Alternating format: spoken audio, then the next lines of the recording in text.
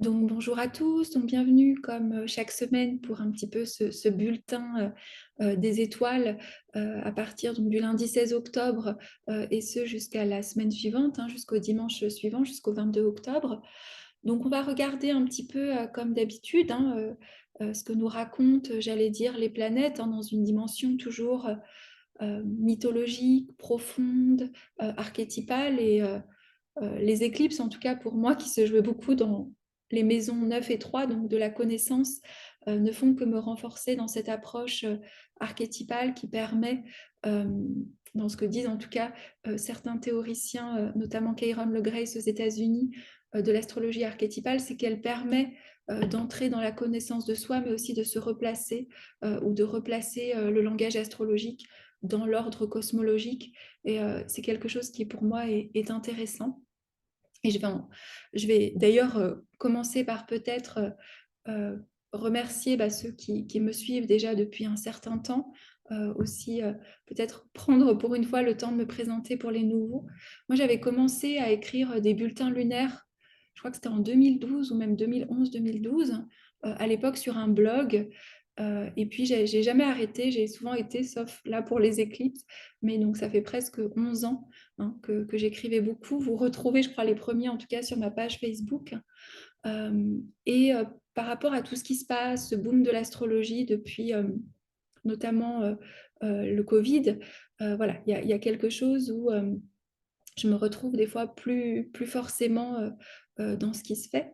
Et les éclipses m'ont permis d'avoir envie de vous proposer deux choses, donc de continuer toujours mes bulletins, d'oser encore plus aller en profondeur, même si pour certains peut-être c'est plus complexe, mais d'ouvrir cette voie-là, en tout cas dans le paysage astrologique, et puis aussi peut-être de reprendre mon blog.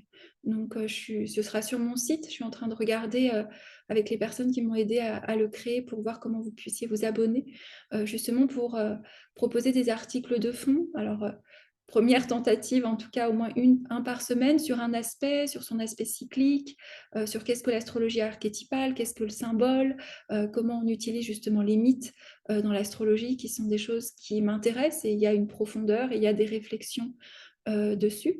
Et puis vous proposer, comme je vous l'avais dit, je vais vous mettre le lien dessous, au travers de cette plateforme Podia. Je vais vous proposer tous les mois, ce sera un événement qui est gratuit, de nous retrouver. J'ai mis les quelques dates, je les ai plus en tête, en début de mois, pour justement regarder un petit peu l'astrologie d'un point de vue archétypal sur le mois à venir.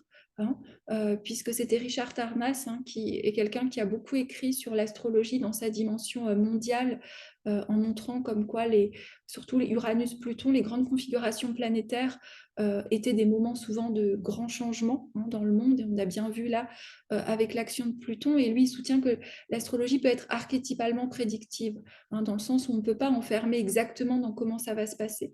Mais ces grands mouvements planétaires, si on voit l'archétype qui se dessine, on peut comprendre les cycles forcément avant, dans le présent et dans le futur. Donc c'est ce que je vais vous proposer.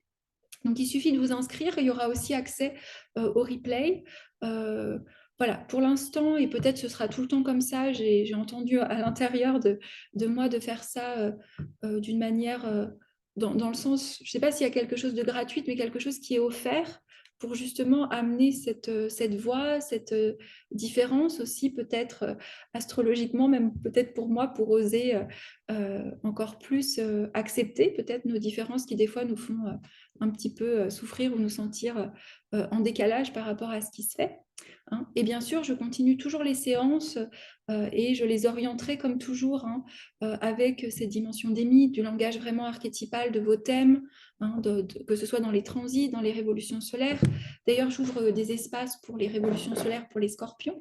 Donc, toujours les liens pour prendre les séances sont dessous. Et il y a aussi mon numéro de WhatsApp si vous voulez me contacter pour quelque chose de plus personnalisé. Donc, sur ce, rentrons dans le vif du sujet de la semaine. Donc, on sort de ce temps d'éclipse où vraiment il était vu par la tradition, par les anciens. Vous voyez dans certains textes cette idée qu'il y avait même des dragons qui venaient manger le soleil et la lune. Alors moi, j'ai eu la chance, au Guatemala était visible, c'était assez magnifique. J'avais jamais vu parce que là, j'avais la chance d'avoir accès au travers d'un appareil. C'est vraiment très, très beau. Mais il y avait cette idée aussi qu'on retrouve de faire silence, de ne rien faire en temps d'éclipse. Et je pense que c'est très lié à cette idée qu'on retrouve dans certaines mythologies. Vous avez les heures, les moires, les 3 mois, vous savez, la fileuse du destin, hein, celle qui mesure le destin et celle qui la coupe. Hein. Alors, je ne me rappelle jamais leur attribution, mais c'est Cloto, Lachésis et Atropos. Et il y a cette idée, je trouve, qui peut nous accompagner peut-être, même si on a été chamboulé ou si on l'est encore, qu'il y a quelque chose en temps d'éclipse où justement, là où il y a une partie pour moi de libre arbitre, il y a quelque chose qui est un petit peu suspendu. Mais il y a aussi des fils qui commencent à se dérouler, un fil qui va nous permettre de tisser du sens, mais qui ne se verra sans doute, hein, vous savez, vraiment ce qu'on appelle les saros, qui sont les cycles des éclipses. Souvent, c'est sur 72 ans, vous avez ensuite sur 18 ans, sur 9 ans. Hein. Et puis là, vraiment, la saison des éclipses, finalement, elle ne se verra aussi beaucoup que dans ce mois. Et puis ensuite, pendant les lunaisons dans l'axe de la nouvelle lune en bélier et de la pleine lune en balance, donc fin mars et avril. Hein. Donc il y a quelque chose peut-être d'inconfortable et je pense qu'il continue à être inconfortable encore cette semaine, notamment parce qu'on a vraiment ce Pluton qui est dans les derniers degrés du Capricorne. Hein. Et vous savez, les derniers degrés d'un signe, euh, dans beaucoup de traditions astrologiques, on a divisé le zodiaque pour essayer de le comprendre. Il y avait les décans égyptiens, il y avait les termes égyptiens, il y avait les termes ptoléméens, qui sont des sous-divisions du zodiaque où les degrés sont aussi parfois attribués à certaines planètes. Et souvent, hein, les derniers degrés d'un signe, en tout cas c'est le cas pour le Capricorne, sont soit dans le domaine de Mars, soit dans le domaine de Saturne. Donc il y avait cette idée qui était liée à ce que les derniers degrés, Saturne, c'est la planète un petit peu de la décrépitude, c'est la planète de quelque chose qui vient finir un cycle. Moi j'ai toujours eu l'impression que ce soit les transits ou que ce soit comme ça les fins de cycle de planètes, il y a quelque chose comme si on apprenait jusqu'au bout, entre guillemets, la leçon. Et puis, il y a vraiment ces expériences très initiatrices de passage. Hein. Saturne est quand même la limite entre le visible et l'invisible. Hein. Donc, il y a quelque chose de très rude, de très face à une réalité très, très crue. Hein, qui nous met aussi face à quelque chose d'insoutenable. Hein. Et là, je pense que justement, un des défis de cette semaine, il y a une très très grande présence de Mercure, et je pense qu'il y a vraiment ce défi de ce qu'on peut comprendre, de ce qu'on peut saisir. Voilà, c'est ce qu'on va regarder ensemble aussi. Alors, on ouvre la semaine avec une opposition entre Jupiter et Cérès. Euh, Jupiter en taureau, Cérès en scorpion. C'est très initiatique, Jupiter et Cérès, je trouve, parce que Cérès, c'est Déméter, hein, vous savez souvent le nom grec et le nom latin, donc c'est toute l'initiation liée à Perséphone, hein, où la mère et la fille sont séparées. D'ailleurs, certains disent que Jupiter ou Zeus serait le père, hein, de Perséphone et qui, quelque part, accepte que sa fille soit raptée par Hadès. Et Cérès et Perséphone, c'est vraiment cette initiation liée à la mort. On disait que c'était les gardiennes des mystères de l'Hésis et que quand les gens étaient initiés, ils n'avaient plus peur de la mort. Donc il y a quelque chose vraiment dans cet axe taureau-scorpion qui ouvre la semaine, qui est assez différent du reste de la semaine, mais qui nous parle de ce qu'on accepte de perdre dans ce cycle infini de la vie et de ce qui régénère, mais aussi de ce déchirement souvent, hein, dans ce qui nous est enlevé. Et je pense que c'est vraiment dans un premier temps ce que vit Cérès, puisqu'elle se laisse mourir de faim, il n'y a plus de grains sur Terre, hein, il y a quelque chose qui n'est plus fertile du tout. Hein, et c'est des cycles qu'on retrouve beaucoup si vous jouez justement avec les symboles, que ce soit au travers des mythes, que ce soit au travers aussi de ce qui s'est passé avec les héros solaires. Il y a vraiment un moment donné dans notre monde ou dans notre histoire, en tout cas comme elle est racontée, que ce soit au travers des ères, le passage de l'ère du taureau à l'ère du bélier, où vraiment toutes ces déesses dites de l'ombre sont refoulées encore plus, hein, dans l'ombre, dans l'inconscient. Et je me rappellerai toujours des George avait dit du moment que les héros solaires, donc il y a vraiment cette victoire du héros, hein, donc de l'individu aussi, mais de ce culte au soleil, on pourrait dire, qui a d'ailleurs été éclipsé. On a mis dans l'ombre, on a relégué dans l'ombre deux tabous, la sexualité et la mort. Hein. Donc je trouve qu'il y a quelque chose, pardon, hein, c'est peut-être un petit peu plombant comme énergie, mais j'essaie toujours de l'amener différemment. Mais je trouve qu'il nous met face aussi on va entrer aussi dans la saison du Scorpion, qui est cette saison sombre, en tout cas, pour l'hémisphère nord. Hein.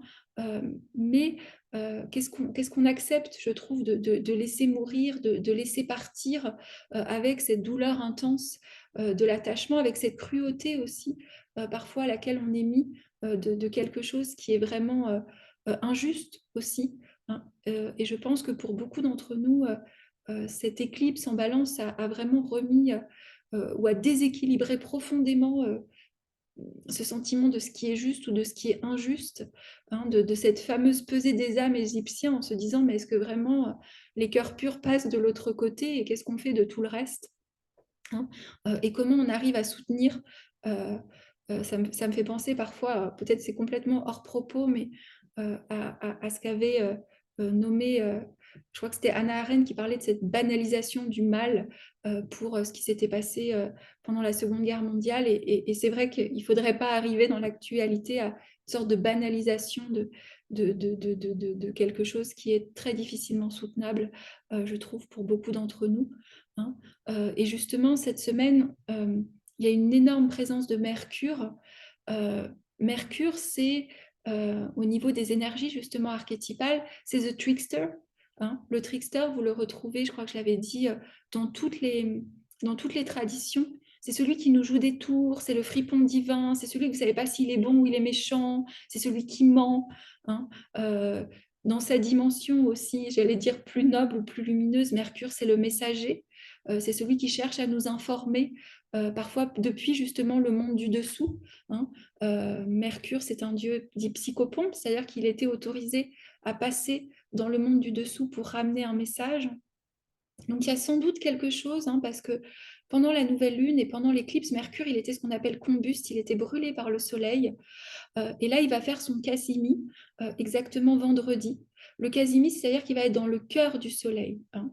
Mais pour passer dans le cœur du soleil et que c'est cette sorte de régénération, peut-être où on va avoir une clarté de quelque chose, hein, même si, bon, il y a le carré à Pluton qui peut faire un clair-obscur, hein, pardonnez-moi l'image. On a d'abord une semaine qui commence, enfin en tout cas où mercredi, c'est le soleil qui est conjoint au nœud sud et ensuite Mercure qui est conjoint au nœud sud. Et quand je préparais, je me disais, tiens, c'est-à-dire qu'il y a une sorte de remake un peu, vous savez, l'éclipse qui durerait, où ceux qui sont mangés par le dragon, justement, par la queue du dragon, c'est le Soleil et Mercure. Donc il y a toujours un peu une vision, je trouve, où on est privé encore du Soleil à nouveau, hein, donc on est privé d'une conscience claire, et à la fois c'est peut-être pour mieux voir, et on est privé aussi de Mercure, qui est cette sensation qu'on a du mal à comprendre les choses, que ce Mercure en balance, qui a tellement soif d'harmonie, hein, et c'est ça qui est étonnamment, c'est que le signe de la balance, qui est un signe profondément lié à la justice et à la paix, mais actuellement, nous avons une Vénus qui est dans son signe, en effet, de chute, et qui est aussi une étoile du matin, et on sait, hein, parfois dans la tradition, vous disiez que Vénus, étoile du matin, annonçait la guerre, enfin, annonçait quelque chose de l'ordre de... elle avait ce côté guerrier, alors attention, je ne suis pas du tout en train de prédire quelque chose, mais je suis en train d'essayer de lire les symboles par rapport au monde, mais il y a cette dimension profondément injuste. Il y avait aussi ce Mars qui était profondément limité, enfin, où il y avait une sorte de volonté qui était prisonnière, je trouve, de Pluton, c'est-à-dire de quelque chose de très... cette volonté de puissance, cette volonté des puissants qui nous mettait comme dans une difficulté à trouver quelque chose, un entre-deux, une harmonie, une beauté. Et je pense que c'est vraiment tout ce qui se joue cette semaine. Hein. Ça peut aussi nous parler là plus à un niveau individuel de vraiment encore sentir qu'on se déleste d'endroits justement dans l'ombre de la balance. Donc le soleil en balance dans son ombre, c'est là où on existe pour l'autre. C'est là où on existe justement dans ce miroir qui nous est tendu. C'est là où on cherche à exister par faire plaisir. Voilà, les personnes très vénusiennes, et j'en fais partie, on a vraiment ce souci de l'équilibre, de la justice, de l'harmonie. C'est très compliqué, le déséquilibre. Et là, il y a quelque chose à accepter. Il y a quelque chose aussi à accepter, peut-être de déplaire aussi par nos mots. Hein. Et je pense que c'est ce qui peut être compliqué parce que un Mercure en balance, c'est un Mercure diplomate, c'est un Mercure qui aime la beauté, mais qui se trouve dans une position pas très confortable. Pourquoi? Parce que Vénus est en Vierge, donc elle défend son intégrité, et pour défendre son intégrité et son centre, elle se dit que peut-être elle va à l'encontre de ce que la société veut d'elle, de ce que l'autre veut d'elle, de ce qu'une harmonie relationnelle veut d'elle. Euh, donc, j'allais dire, c'est pas facile. Je sens, enfin, il y a quelque chose de très, très inconfortable. Et à la fois, c'est comme s'il y avait ce nettoyage nécessaire qui ne justifie pas, l'ombre de Pluton, j'allais dire, mais en tout cas au niveau individuel, qui nous demande justement de vraiment profondément trouver cette balance en nous, cet équilibre. Et moi, ça me fait toujours penser à la balance dans le sens de la pesée de l'âme, et de vraiment peser nos actions, peser notre relationnel, et de regarder, j'allais dire, si on passerait l'épreuve ultime, est-ce que la plume, est-ce qu'on serait aussi léger qu'une plume, hein, et ce qui peut nous amener peut-être à des grandes révélations, des grandes prises de conscience. Pourquoi? Parce que lorsque le soleil pardon, est conjoint à Mercure, ce qui est le cas vendredi, c'est ce qu'on appelle le casini, pour le terme technique. C'est pas forcément qu'on veut compliquer en astrologie, moi c'est juste parce qu'il y a des termes qui existent et que je trouve important d'utiliser. Ça veut dire le cœur du soleil.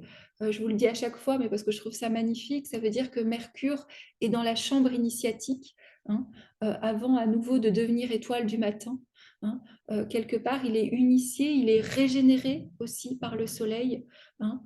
Seulement le lendemain, il fait son carré à Pluton, donc j'allais dire on est régénéré par la mort, c'est un peu bizarre, mais on est vraiment régénéré par cette idée qu'on ne peut plus tricher, hein.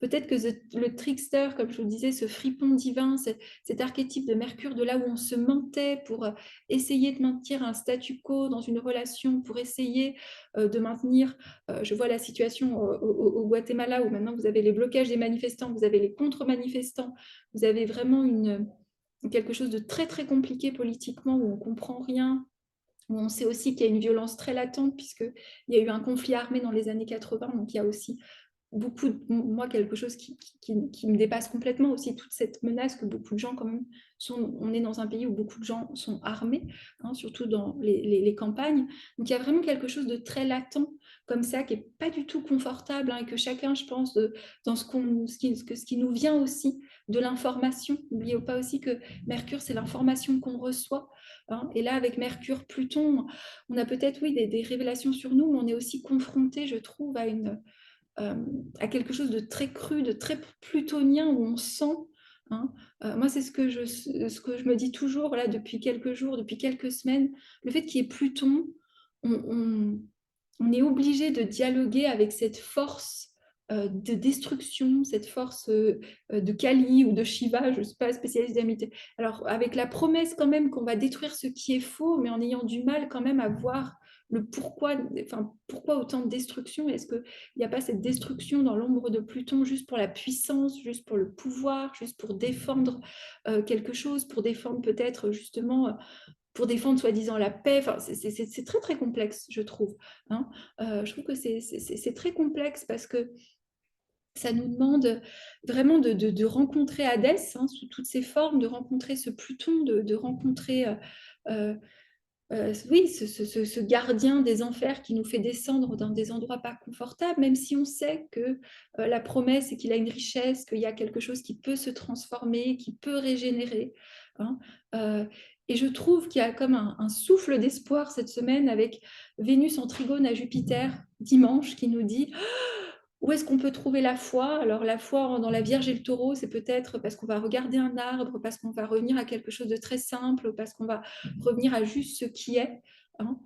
Tellement il y a quelque chose de très bouleversant, de très cataclysmique. Si vous prenez l'astrologie évolutive, c'est beaucoup porté par Jeff Green, euh, et c'est beaucoup sur Pluton, justement. Alors, dans les thèmes, on vous dit Pluton, c'est l'âme, les nœuds lunaires sont vraiment l'expression de ce que vous portez d'avant et où vous allez. Mais il y avait cette idée aussi, des fois, que les carrés à Pluton, hein, comme il y a eu pour les éclipses, c'était des avancées par cataclysme, hein. Et d'ailleurs, vous pouvez regarder dans les thèmes individuels, souvent les gens marqués par des carrés à Pluton, Pluton au nœud.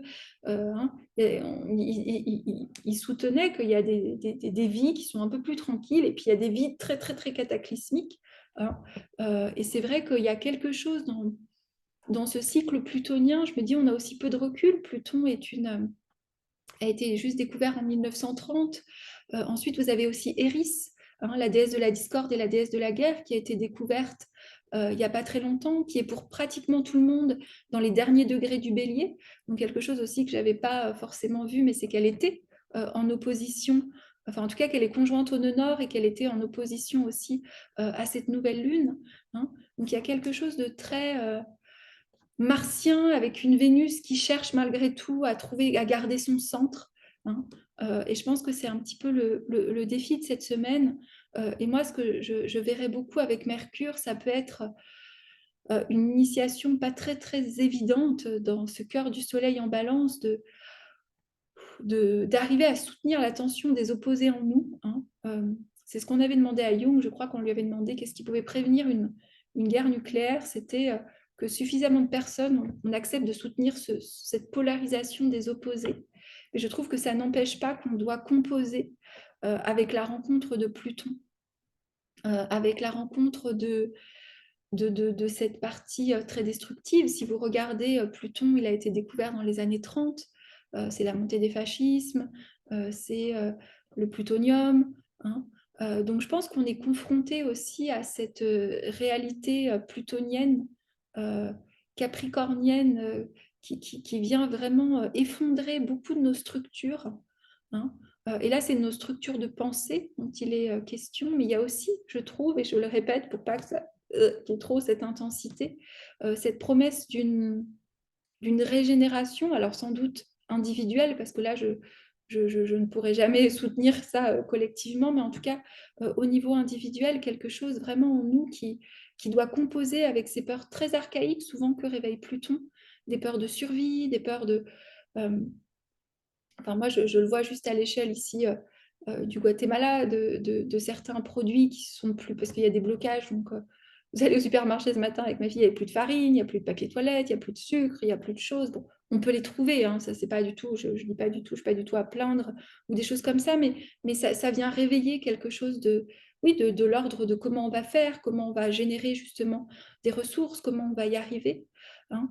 Et je trouve ça beau, moi je le répète, c'est Vénus, Trigone, Jupiter, Vénus et Jupiter, les deux étoiles du zodiaque bienveillantes, Vénus en Vierge, qui nous rappelle que c'est dans ce centre, justement, où on s'est dépouillé de tout, et Jupiter en Taureau, même s'il est rétrograde, qui nous interroge aussi sur la vraie richesse, la richesse de la foi, la richesse peut-être justement dans les terrains fertiles en nous, hein, dans fertiliser des nouveaux espaces, dans accepter que beaucoup de choses s'effondrent et que justement certaines personnes on garde l'axe, surtout l'axe de la verticalité, l'axe de la profondeur aussi, l'axe de la reliance, euh, l'axe du cœur, hein, ça fait un petit peu, mais c'est vrai. Et puis après, on va rentrer dans ces énergies du scorpion. Euh, Toute planète qui va passer en scorpion va faire face à Uranus-Jupiter, donc va être confrontée aussi à ce qui doit mourir pour régénérer la vie, pour régénérer des solutions créatives, pour que d'autres issues émergent. Hein. N'oubliez pas, et des fois, il faut aller voir loin, qu'on a quand même cette conjonction Jupiter-Uranus en taureau, à 21 degrés du taureau en avril. Euh, C'est-à-dire que les aspects difficiles d'aujourd'hui se transforment pour nous peut-être nous rappeler juste qu'il y a peut-être un espoir de trouver quelque chose de l'ordre d'une innovation, de quelque chose qu'on n'avait pas pensé. Hein. Même si en effet il peut y avoir aussi toujours l'ombre du progrès, l'ombre de l'abus qui est fait à la terre et à nos terres et à certaines terres sacrées. Ça c'est sûr. Euh, donc peut-être le message, j'allais dire, de cette semaine, c'est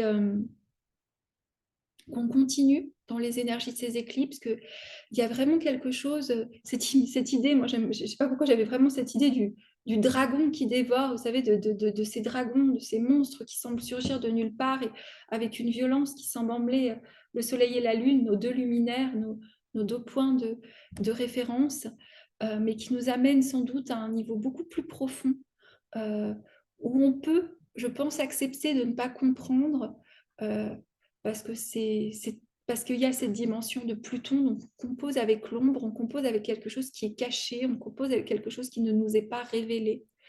Mais il y a quand même cet espoir du Casimir de régénérer, en tout cas en soi, au niveau individuel, de continuer à cultiver le beau malgré tout. Moi, ça me fait, je pense que beaucoup connaissent ce livre d'Etty Ilsum, Etty Ilsum et sa trajectoire, hein, lorsqu'elle était... je me rappelle, moi, c'était une phrase, je crois que j'avais 13 ans quand je lisais ça, mais c'était vous pouvez tout me prendre, mais vous n'aurez jamais le ciel qui était sur ma tête. Elle était sur sa bicyclette et au moment justement de la montée du fascisme, elle était juive et il y a toute son initiation spirituelle où il y avait quelque chose en elle, moi qui me fait beaucoup penser à cette Vénus en Vierge, une partie inviolable qui la reliait, hein, dans cet axe sacré et qui lui donnait une immense liberté en fait. Donc voilà un petit peu le message. Je parlerai du Scorpion la semaine prochaine, si ça vous va, hein. On a Mercure qui va rentrer en Scorpion, on a le Soleil aussi qui rentre en Scorpion le dimanche, le lundi. Donc il y a cette intensité qui nous amène à composer avec, avec le grand éboueur du zodiaque, vous direz Luc Biget, avec celui qu'on n'aime pas voir et qu'on aimerait sauter la case, de devoir purifier, détoxifier, libérer quelque chose, vraiment sortir nos poubelles intérieures, extérieures, oser regarder les poubelles du monde. Euh, et malgré tout, j'allais dire, se rappeler en face de moments de respiration, dans se reposer, dans se sentir soutenu par la vie, se sentir soutenu par la Terre. Et je pense que le pli candle de Vénus, Trigone, Jupiter, ça peut être vraiment quelque chose de petit parce qu'on est dans des signes de Terre, mais ça peut être un espoir, quelque chose qui nous vient et qui nous dit que on peut quand même trouver une respiration dans cette sorte d'étau ou de descente très, très plutonienne, hein.